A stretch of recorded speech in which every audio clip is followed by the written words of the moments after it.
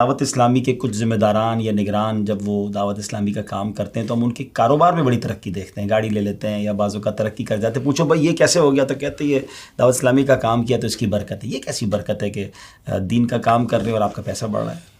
یہ اصول یاد رکھیں کہ نیکی میں برکت ہے اور گناہوں میں نحوست ہے.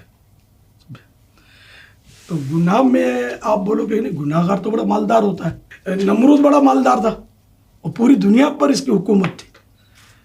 تو آپ بولو کہ تو تھا یہ مطلب یعنی کہ نان مسلم، تو یہ تو برکت، یہ برکت نہیں ہے، یہ مطلب اس کے لیے تباہی ہے. قارون کا خزانہ مشہور ہے، بہت بڑا مالدار تھا لیکن وہ زمین میں دھس گیا اور اس کا خزانہ اس کے سر پر ساتھ میں دھسا جا رہا ہے. تو برکت نیکیوں میں بھی برکت ملتی ہے. کبھی مالی اعتبار سے حلال روزی کی صورت میں کسی کو برکت مل گئی تو وہ بھی ٹھیک ہے، اللہ نے اگر دیا ہے تو مال مطلقاً برا تو نہیں ہے نا. جس کا مال حلال ہے اس سے وہ زکوٰۃ ادا کرتا ہے، اس سے وہ حج کرتا ہے، عمرہ کرتا ہے، قربانیاں کرتا ہے، غریبوں کی مدد کرتا ہے، اپنا پیٹ بھرتا ہے، ماں باپ کی خدمت کرتا ہے، بال بچوں کی سیوا کرتا ہے. یہ مال تو بڑا کام کی چیز ہے، جبکہ ہو حلال اور رضا الہی کے لیے اس کا ہو استعمال. باقی 2 نمبر کا مال تو پھر 2 نمبر کا وہ جہنم میں لے جائے گا.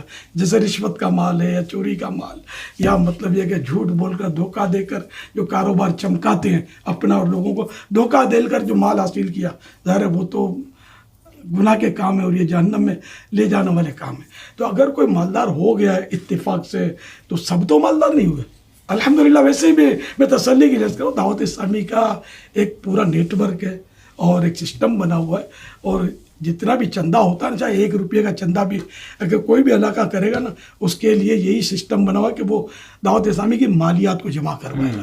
اپنی مرضی سے اس 1 روپے کو وہ استعمال نہیں کر سکتا.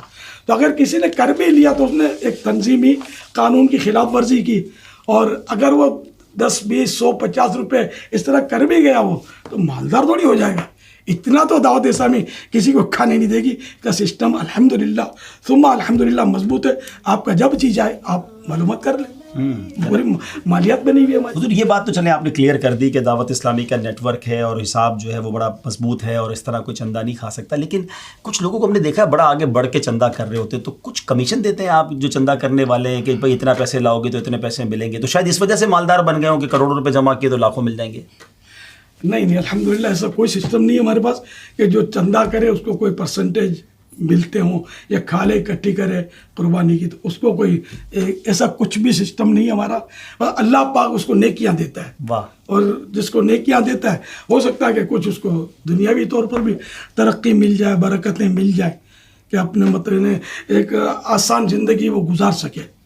ہم کچھ نہیں دیتے یعنی آپ اس طرح چندہ کرنے والے کو. یعنی آپ یہ ذہن دے رہے ہیں کہ کسی بھی مذہبی آدمی کو، مسجد کے امام صاحب ہیں یا کوئی نیک آدمی ہے، مذہبی آدمی ہے، اگر اس نے گاڑی لے لی یا وہ حج پہ جا رہا ہے یا وہ کوئی اس نے خرچہ کیا تو اس پہ بدگمانی نہیں کرنی چاہیے. نہ میرے کو تو اعتراض ہوتا تھا کہ تم ہر سال حج پہ کیسے پہنچ جاتے ہو. میں نے جواب دیا اس کے. الحمدللہ مجھے اللہ کے بندے جو ہیں وہ دے دیتے ہیں پیسے. بلکہ ایسا بھی ہوتا ہے بعض اوقات کہ ایک سے زیادہ اسلامی بھائی بول رہے ہوتے ہیں کہ ہمارے پیسوں سے جاؤ، ہمارے پیسوں سے جاؤ. تو یہ اللہ نے ان کے دلوں میں عزت ڈالی ہے، اس نے زن ان کا. تو الحمدللہ کبھی بھی 1 روپیہ بھی میں تو دعوت اسلامی میں مدنی چینل پر جو بولتا ہوں یا اتنا جو بھی اللہ کی رحمت سے مطلب میں دعوت اسلامی سے کبھی بھی میں نے تنخواہ نہیں اٹھائی، 1 روپیہ بھی نہیں. الحمدللہ دعوت اسلامی سے میں نے نہیں لیا. میں تو کئی بار کہہ چکا ہوں مدنی مذاکرے میں چائے کے کپ آتے ہیں، میں نے اب تک تو یاد پڑتا ہے میں نے کبھی دعوت اسلامی کی چائے نہیں پی. ہماری چائے، میں بھی چائے پیتا ہوں، ہماری اپنی بن کر آتی ہے چائے. میں الحمدللہ کوشش کرتا ہوں، اور ایک تھوڑا احساس ہوتا ہے کہ ایسا نہ ہو کہ میں دعوت اسلامی کی چائے پی لوں اور دعوت اسلامی کی بریانی کھا لوں، کہ کہیں ایسا نہ ہو کہ میرا ثواب جو ہے وہ بھی کٹ ہو جائے.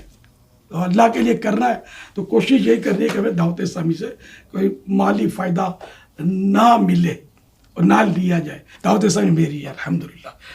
اپنی دکان سے کوئی تنخواہ لے گا، اپنے گھر سے کوئی تنخواہ لے گا، تو دعوت اسلامی تو میرا گھر ہے الحمدللہ. تو یہ بھی ہمیں پتہ چلا کہ بدگمانی جو ہے وہ ہمیں کسی کے بارے میں، اعلیٰ حضرت رحمۃ اللہ علیہ فرماتے ہیں کہ بدگمانی غیبت سے کم حرام نہیں ہے. بدگمانی تو بہت کی جا رہی ہے. تو یہ مطلب یہ مالدار کیسے ہو گیا, اور اس کے پاس یہ تو بھیک منگا تھا, یہ تو عالی شان پلازے میں کہاں رہنے لگا.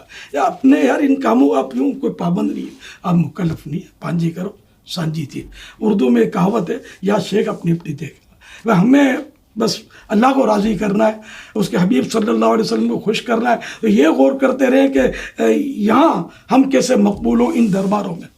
اس پر تنقید, اس پر تنقید بلا وجہ, اور مطلب شبہ اور شک اور وہم اور تہمت اور بدگمانیاں, نہیں, یہ سب پھنسا دیں گے آخرت میں. ایسے کام ہمیں نہیں کرنا. آتے ہیں وسوسے, آدمی ٹال دے, اس کو بگا دے, شیطان کو نو لفٹ کر دے.